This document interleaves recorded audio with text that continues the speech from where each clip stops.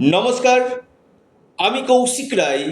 সকল দর্শক বন্ধুকে আন্তরিক অভিনন্দন, শুভেচ্ছা জানাই। মিথুন রাশি, অনেকেই প্রশ্ন করেছেন যে কৌশিকদা, আমার মিথুন রাশিতে জন্ম হয়ে আমার জীবনে প্রচুর দুঃখ কষ্ট। আবার কেউ কেউ বলছে না কৌশিকদা, মিথুন রাশিতে আমি অনেক সাকসেস আমি পেয়েছি। অর্থাৎ নেগেটিভ অ্যান্ড পজিটিভ দুটি কমেন্ট আমার কাছে এসছে। তো আজকে আলোচনা করব মিথুন রাশি আপনার কোন বছরগুলো শুভ রয়েছে, আপনার মিত্র রাশি কোন কোন রাশি আপনার মিত্র রয়েছে, যাদের সঙ্গ আপনার ছাড়া উচিত নয়। অর্থাৎ একবার যদি আপনার সঙ্গে সেই রাশির যোগাযোগ হয়ে যায় কিনা, সে রাশির জাতক বা জাতিকার সঙ্গে আপনার সম্পর্ক কিন্তু অটুট রাখা উচিত।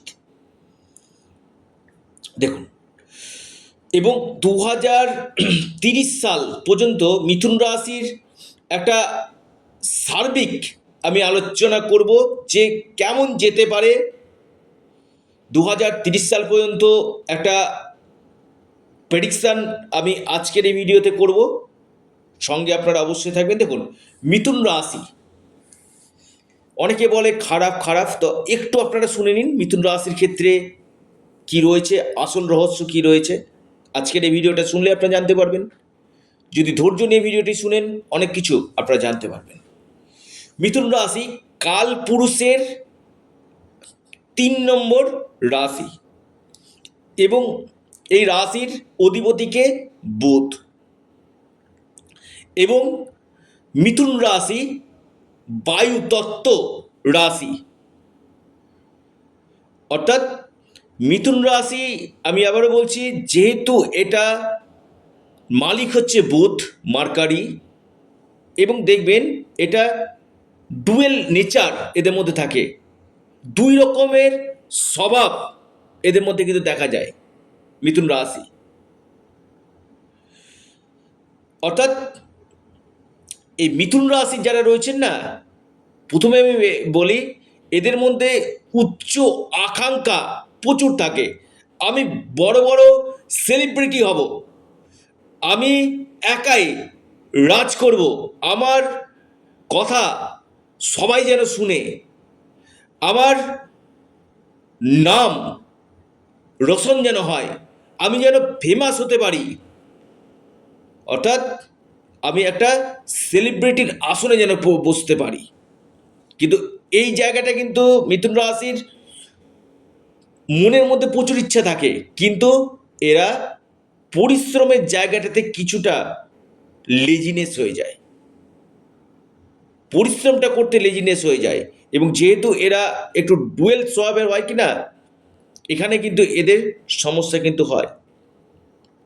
আবারও বলি, মিথুন রাশির ক্ষেত্রে দেখবেন, আপনি আবারও কথাটা একটু মাইন্ডলি শুনবেন, এরা জ্ঞান দেওয়া পছন্দ করে না।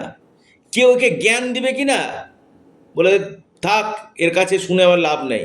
যেমন যারা মিথুন রাশি যারা দেখছেন না, অনেকে বলে কৌশিক দা এখানে জ্ঞান দিচ্ছে। হয়তো আমার ভিডিওটাও যারা মিথুন রাশি রয়েছে তারা স্কিপ করতে পারেন বা নাও দেখতে পারেন, যে কৌশিক দা এখানে জ্ঞান দিচ্ছে। কারণ এদের মেন্টালিটিটাই হচ্ছে জ্ঞান পছন্দ এরা করে না। এবং মিথুন রাশির ক্ষেত্রে আমি বলবো, এদের ক্ষেত্রে বিশেষ করে এরা ব্যাংকিং সেক্টর, যেখানে কনসালটেন্সি, কাউন্সিলিং এমন কোনো কাজ, অথবা সেলস লাইনে, এআই সেক্টরে, এআইয়ের সঙ্গে যুক্ত হতে পারে। মিথুন রাশি বিশেষ করে অনলাইন প্ল্যাটফর্ম, যেখানে কথা বলে কোনো কাজ করতে হবে, অর্থাৎ ব্রেন খাটিয়ে কাজ করতে হবে। অর্থাৎ এদের মধ্যে বুদ্ধিমত্তা কিন্তু ভালো থাকে, এমনভাবে মানুষকে কথা বলবে যে সে মানুষটা কিন্তু তাকে বিশ্বাস করে নেবে ফট করে। অর্থাৎ যেহেতু বুধের রাশি তো এখানে কিন্তু যথেষ্ট এরা কিন্তু বুদ্ধিমান, এরা যথেষ্ট মানে একটা ম্যাচুরিটি এদের মধ্যে যথেষ্ট দেখা যায়। এবং এরা বিশেষ করে যেখানে কোনো জায়গাতে পরামর্শদাতা বা কোনো আপনি অ্যাডভোকেট অথবা আপনি টিচিং সেক্টর, এই সকল জায়গাতে এরা কিন্তু সফলতা পায় মিথুন রাশি। এবং মিথুন রাশির ক্ষেত্রে আমি দেখেছি এরা যেহেতু বুধের সেক্টর কিনা, এদের মধ্যে চটজলদি ডিসিশান, তাৎক্ষণিক ডিসিশান নিয়ে নেয়।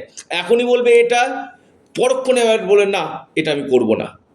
অর্থাৎ দোনামোনা নিজের মধ্যে কিছু কিছু ক্ষেত্রে এরা কিন্তু কনফিউশনে কিন্তু পড়ে যায় মিথুন রাশি। আমি দেখেছি এই কথা, এটা আমি খুব রিসার্চ করে আপনাদেরকে বলছি। তবে এরা যে কোনো ক্ষেত্রে ম্যানেজমেন্টের জায়গাতে, ম্যানেজমেন্ট রিলেটেড জায়গাতে এরা খুব পারদর্শী এরা হয়। এবং মিথুন রাশি দেখবেন, আমি আবারও বলি, মিথুন রাশি যথেষ্ট ক্ষুরতার বুদ্ধি এদের হয়, তীক্ষ্ণ বুদ্ধি এদের হয়। এবং এদের মধ্যে কি থাকে, ব্যক্তিত্বটা যথেষ্ট বেশি থাকে, পার্সোনালিটি খুবই এদের মধ্যে থাকে মিথুন রাশি। এবং এরা মিথুন রাশির যারা মানুষ হয় কিনা তাদের মধ্যে দেখবেন অনেক ক্ষেত্রে, যে কোনো ক্ষেত্রে মানে সকালে চিন্তা ভাবনা করলেও একরকম, আবার বিকেলের মধ্যে মুড সুইং কিন্তু এদের বেশি হয়। অর্থাৎ মিথুন রাশির মধ্যে মুড সুইংয়ের ব্যাপারটাও কিন্তু আমি খুব লক্ষ্য করেছি। এবং এরা নিজেরা যেটা বুঝে সেটাই এদের কাছে কিন্তু সঠিক মনে করে। অর্থাৎ নিজের মধ্যে যেটা নিয়ে আসে কিনা সেটা সঠিক এরা কিন্তু মনে করে। অর্থাৎ অন্য কারো জ্ঞান এরা কিন্তু নিতে চায় না। আমি আমরা প্রথমেই বলেছি, হয়তো আমি আজকে এই ভিডিওটা দিচ্ছি, অনেক মিথুন রাশি নাও দেখতে পারেন যে কৌশিকদা এখানে জ্ঞান দিতে বসেছে।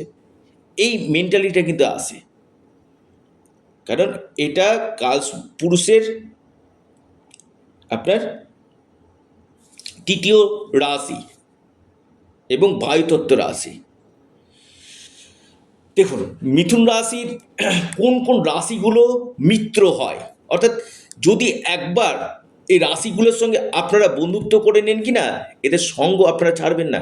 কোন কোন রাশিগুলো মিত্র হয় আমি দেখেছি, মিথুন রাশির সব থেকে বেশি মিত্র রাশি কন্যা রাশি, বৃষ রাশি, তুলা রাশি, মকর রাশি, কুম্ভ রাশি। এই পাঁচটি রাশি কিন্তু খুব মিত্র হয়। অর্থাৎ তুলা, মকর, কুম্ভ, বৃষ এবং কন্যা, এই পাঁচটি রাশির সঙ্গে কোনোদিন আপনারা সঙ্গ ছাড়বেন না।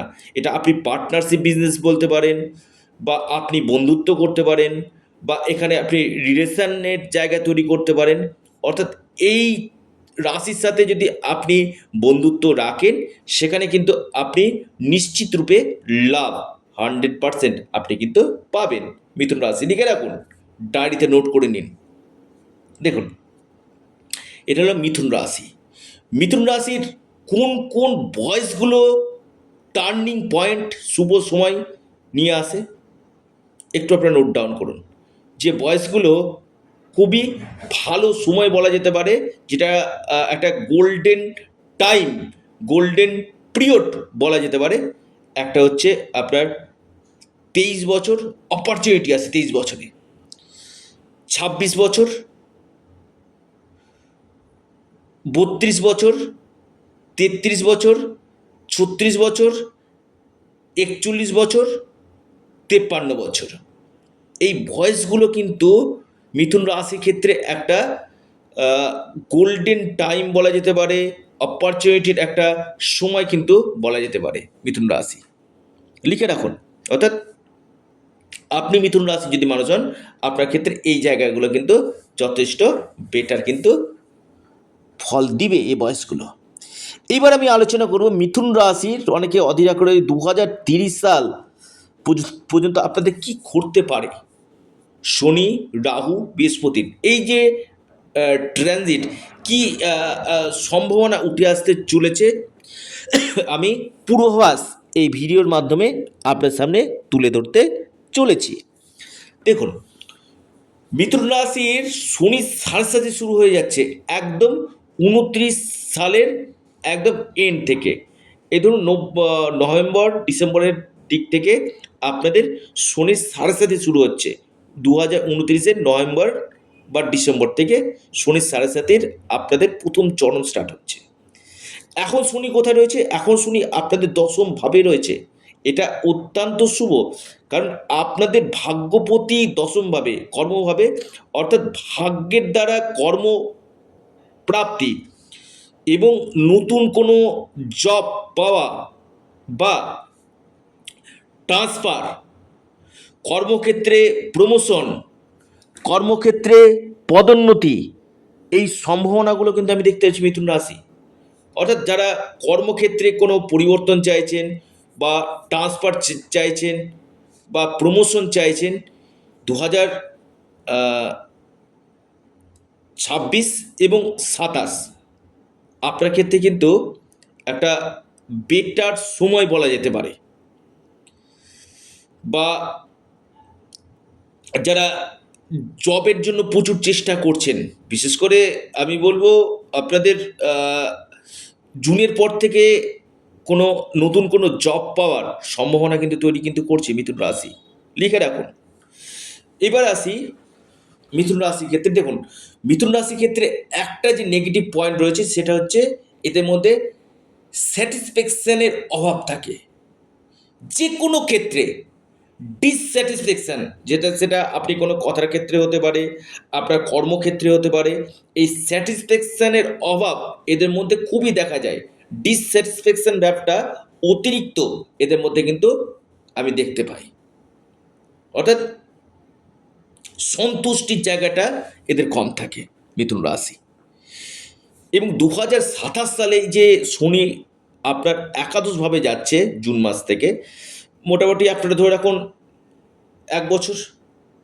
এই যে ভাগ্যপতি একাদশভাবে যাওয়া মানে লাভভাবে আপনাদের লাভ আসবে। আপনাদের এই সময় ইনকাম সোর্স বাড়বে, ইনকামের নতুন নতুন রাস্তা আপনাদের খুলবে, ডিজায়ারগুলো আপনাদের ফুলফিলমেন্ট এই সময় কিন্তু আপনাদের হবে মিথুন রাশি, লিখে রাখুন। এবং আটকে থাকা কাজ, পেন্ডিং হয়ে আছে এমন কোনো কাজ, এই কাজগুলো ধীরে ধীরে আপনাদের রাস্তাগুলো কিন্তু খুলবে। 2027 থেকে 2029-এর এন্ড পর্যন্ত আপনাদের ক্ষেত্রে বলা যেতে পারে গোল্ডেন টাইম বলা যেতে পারে। আপনাদের কেরিয়ারের ক্ষেত্রে, আপনাদের আর্থিক স্থিতির জায়গা, এই সময় আপনাদের অর্থ প্রাপ্তি, অর্থনৈতিক ডেভেলপমেন্ট, ভাগ্যের সাপোর্ট এবং বড় ধরনের পরিবর্তন আমি কিন্তু দেখতে পাচ্ছি মিথুন রাশি। দেখুন, মিথুন রাশির ক্ষেত্রে আমি একটি কথা আপনাদেরকে বলি, খুব দায়িত্ব নিয়ে কথাটা বললাম। আপনাদের ভাগ্যভাবে রাহু রয়েছে, এই সময়টা আপনার ভাগ্য বিড়ম্বনা করছে, অর্থাৎ 5ই ডিসেম্বর পর্যন্ত। অথবা আপনার পিতার কেরিয়ার বা পিতার সাথে আপনার মতবিরোধ, মত পার্থক্য হওয়া, ভাগ্যক্ষেত্রে আটকে যাওয়া, ভাগ্য বিড়ম্বনা হওয়া, কাজ পেন্ডিং হয়ে যাওয়া, এই সম্ভাবনাগুলো কিন্তু রয়েছে মিথুন রাশি।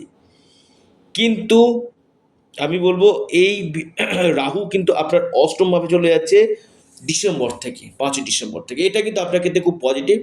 যদিও আমি বলবো অষ্টমভাবে রাহু যারা বিশেষ করে গবেষণামূলক কাজ করছেন, রিসার্চমূলক ওয়ার্ক করছেন, তাদের ক্ষেত্রে ভালো। তবে স্বাস্থ্য নিয়ে কিছু কিছু আপনাদেরকে ভোগাতে কিন্তু পারে। এবং বৃহস্পতির যে ট্রানজিট, শনির ট্রানজিট, যারা ফ্যামিলি প্ল্যানিং করতে চাইছেন, আপনার সন্তানের জন্য প্রচেষ্টা করছেন, এই সময়টা আপনাদের সন্তান প্রাপ্তির জন্য একটা বড় সুযোগ কিন্তু নিয়ে আসছে বৃহস্পতির ট্রানজিট এবং শনির ট্রানজিট। পাশাপাশি সপ্তমভাবে যখন 28 সালে রাহু চলে যাচ্ছে আপনাদের সপ্তমভাবে, 28 মে মাস থেকে যখন আপনাদের রাশির ঠিক সপ্তমে, তখন আমি বলবো বিশেষ করে পার্টনারশিপ বিজনেস থেকে আপনি একটু দূর থাকবেন, বা আপনার লাইফ পার্টনারের হেলথ নিয়ে বা লাইফ পার্টনারের কেরিয়ার নিয়ে আপনার দুশ্চিন্তা বা মাথা ব্যথার কারণ হতে পারে। অর্থাৎ সপ্তমভাবে রাহুর প্লেসমেন্ট আমি বলবো বৈবাহিক জীবনে আহ, কিছু কিছু ক্ষেত্রে মত পার্থক্য, মতবিরোধ তৈরি কিন্তু করে। তবে ফিনান্সিয়াল ডেভেলপমেন্ট আমি কিন্তু দেখতে পাচ্ছি মিথুন রাশি, লিখে রাখুন। অর্থাৎ 2030 সাল পর্যন্ত আপনাদের ক্ষেত্রে যথেষ্ট ভালো, যদিও আপনাদের 29-এর এন্ড থেকে শনির সাড়ে শুরু হয়ে যাচ্ছে। দেখুন আপনারা কি উপায় করবে, অবশ্যই আপনারা বুধ গ্রহের বীজ মন্ত্র পাঠ করুন, হনুমান চল্লিশা আপনারা পাঠ করুন, নিশ্চিত রূপে আপনারা লাভ পাবেন। এবং আপনারা আপনাদের প্রিয় চ্যানেল অ্যাস্ট্রো এডুকেশান ইউটিউব চ্যানেলটিকে আপনারা সাবস্ক্রাইব করুন। ভিডিওটি ভালো লেগে থাকলে ভিডিওটিকে লাইক করুন, অবশ্যই অ্যাস্ট্রো এডুকেশান ইউটিউব চ্যানেলটিকে সাবস্ক্রাইব, লাইক, শেয়ার করতে ভুলবেন না। নমস্কার, ধন্যবাদ।